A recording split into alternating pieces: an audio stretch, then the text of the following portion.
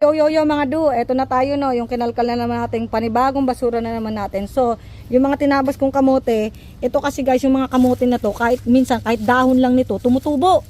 Kaya ang gagawin natin dito, inilalagay ko sa karton, tapos wag nyo didiligan para yung pinaka-tin nito, yung pinakasabaw niya, para habang natutunaw siya sa lupa, magiging pinakapataba nyo na sa lupa. So, katulad nito, no, yung mga karton na yan, tatabunan natin ng konting lupa yan.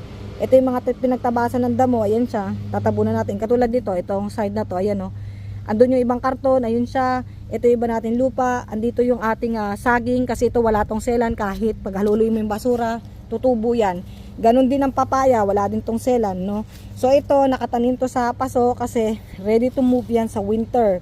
Dahil hindi na nito kakayaning mabuhay ng winter, mamamatay to. So, nilagay ko na sa paso, ready to move for the next year.